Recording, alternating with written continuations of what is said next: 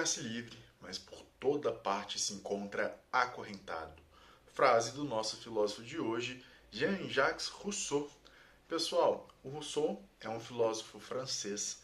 Ele está ali no século XVIII, na França, e ele vai trazer várias contribuições para a história da filosofia, vai influenciar muita gente, até mesmo hoje. De introdução mais generalista, o que a gente precisa saber? Ele nasce ali em 1712 e falece em 1778. Então ele falece antes da Revolução Francesa, mas ele vai influenciar muito essa revolução que vai acontecer, principalmente pela defesa da sua ideia da liberdade, de que o poder deve emanar do homem, essas discussões todas que nós vamos compreender. Então ele é um filósofo que vai influenciar muito na Revolução Francesa. E ele está ali na tradição iluminista. Se a gente lembra aqui bem os outros filósofos que nós estudamos, o iluminismo ele traz para a filosofia esse novo olhar de que nós precisamos lançar a luz da razão sobre todos os caminhos, sobre todas as coisas. É verdade aquilo que há a ver à luz da razão sobre determinado assunto. Então, o que é o racional agora, o que detém racionalidade, é o que deve ser acatado. Então, o que é que deve ser a política? Aquilo que a razão defender melhor do que deve ser a política. Nós vamos ver que isso vai chegar até a religião mais futuramente, mas vamos com calma então. Então, retomada essa ideia do que é o iluminismo, em suas obras, a partir dessas influências, o Rousseau abordará discussões que passam sobretudo pela filosofia política, sendo suas principais obras o Emílio, ou da Educação, onde ele vai discutir então esse modelo da educação, que é de 1762 a obra, Discurso sobre a Desigualdade entre os Homens, que é de 1755, onde, como o próprio título já diz, o Rousseau trabalha muito essa questão de como que surgiu a desigualdade entre os homens, e por fim, o Contrato Social, de 1762, eu acho que é a sua terceira obra mais importante, que é onde ele estipula como que deve ser esse contrato social e o que ele deve visar. Rousseau tem muitos escritos, tem muitos ensaios, muita coisa interessante, mas como aqui no nosso curso a gente quer uma abordagem mais central, a gente vai focar então nessa perspectiva do Rousseau que envolve sobretudo o iluminismo no seu pensamento a partir da sua filosofia política, tá certo? Então, no seu pensamento, pessoal, o Rousseau ele está nessa discussão contratualista.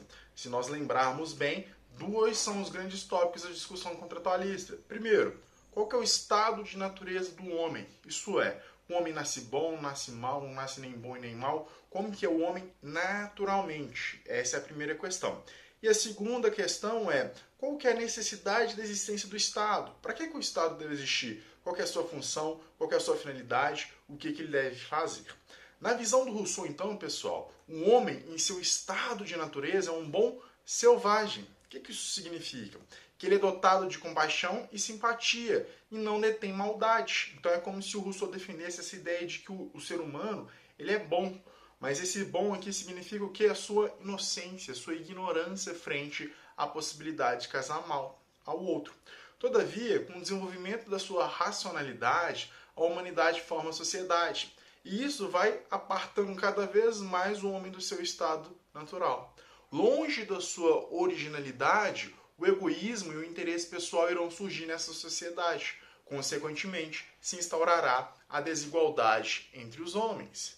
Então, pessoal, para o Rousseau, nosso estado de natureza, nós somos o quê? Bons selvagens, nós somos inocentes, nós não praticamos a maldade. Mas a partir do momento que a gente vai desenvolvendo a sociedade e vai se desenvolvendo, o homem vai tendo uma tendência cada vez mais egoísta. Isso faz com que ele busque as coisas a partir do seu interesse pessoal e não ligue para o quê? Para o interesse de seus demais, por uma alteridade. Então aqui está inaugurada a desigualdade entre os homens. A diferença entre os homens, então, tem como fonte crucial a propriedade privada. Pois, a partir do momento que alguém cerca um pedaço de terra que antes era comum e alega que esse pedaço agora é só seu, está instaurada a desigualdade entre os homens. Dessa maneira, uma problemática maior se iniciará, onde a busca de ter mais será cada vez mais incessante, mesmo com todas as suas consequências.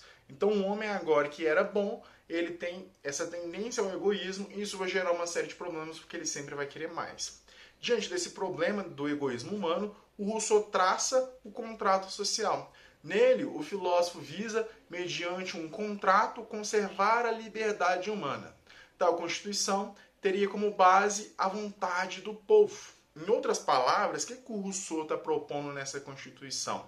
Ele defende que o contrato tem que reestabelecer o quê? Aquela igualdade originária. E isso só será possível mediante a retomada das virtudes que o homem detinha no seu estado inicial. Então, essa bondade originária ela está perdida, mas a gente ainda pode a retomar. E como que a gente pode fazer isso? Buscando novamente essas virtudes por um poder que emana do povo, onde ele vê a igualdade, o ponto central da comunhão de todos, que vai afastar o quê? Guerras, brigas, coisas desnecessárias em prol do egoísmo. Uma frase famosa do filósofo, que é a que eu comecei aqui a nossa aula de hoje, é a seguinte: o homem nasce livre, mas por toda parte encontra-se acorrentado.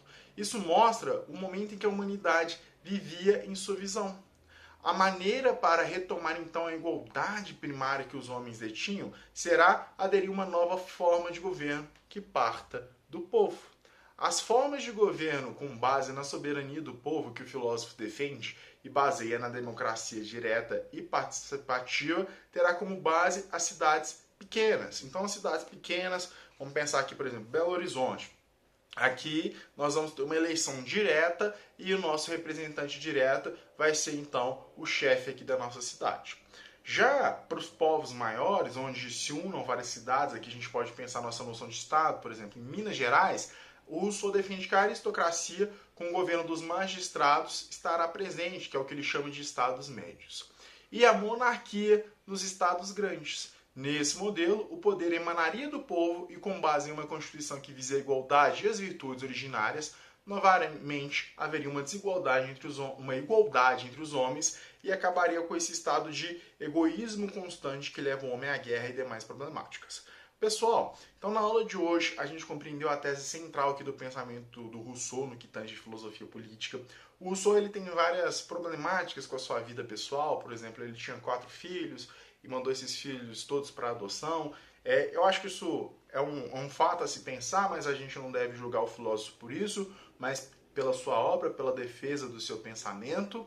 Claro que a vida ela implica muito, mas aqui a gente trata exclusivamente do seu pensamento. Não dá pra gente saber o que levou ele a fazer isso. Quando chegar em outros filósofos, nós vamos problematizar ainda mais essa questão da vida pessoal e da obra, mas no caso do Rousseau, focando bem aqui no seu pensamento, na sua filosofia política, um homem para ele, então, ele nasce bom, ele é inocente, ele é o bom selvagem, mas a partir do momento que a sociedade se desenvolve, o homem ele começa, então, a desenvolver um certo egoísmo. A partir do momento que é uma desigualdade da terra ali, alguém cerca um pedaço de terra e diz ser seu, ali está veementemente visto a desigualdade entre os homens e, enquanto o ser humano buscar essa igualdade novamente, haverá várias problemáticas, porque o egoísmo não tem nada que o freie, o homem sempre vai querer mais, mais e mais. Então é necessário um contrato social. Esse contrato social tem como base uma liberdade natural do homem que, a partir da emanação do povo, visa reestruturar essa igualdade, e essa igualdade será dividida por meio de uma democracia direta nos pequenos ali cidades, uma aristocracia nos estados médios e uma monarquia onde todos os princípios estão emanando do povo. Então a gente vai ter o rei ali executando, mas os princípios sempre emanam do povo. Pessoal, espero que vocês tenham gostado da aula. Qualquer dúvida, crítica ou sugestão podem deixar aqui abaixo. Uma última curiosidade, caso alguém goste aqui de música brasileira, sobretudo Legião Urbana, o Renato Russo, sabem por que ele escolheu esse sobrenome de Russo? É porque, uma fase da sua adolescência, ele ficou doente e ele ficou em casa lendo muito, sobretudo filosofia. E o filósofo que ele mais gostou foi o Rousseau. Só que Rousseau, como vocês podem ver aqui embaixo na descrição da nossa aula, se escreve Rousseau, porque é francês. E ele disse, para ser um Rousseau mesmo brasileiro, tem que ser russo. Por isso que seu nome, então, artístico era Renato Russo. Tamanha a importância que essa obra teve para ele e o gosto que ele teve pelas ideias de Rousseau. Muito obrigado, pessoal. E vamos pensar então o que vocês acham desse estado de natureza do Rousseau, desse estado que emana do povo, mesmo com as suas divisões, mesmo tendo um rei, se isso funcionaria para a gente restabelecer a igualdade entre os homens. Obrigado, até a próxima aula.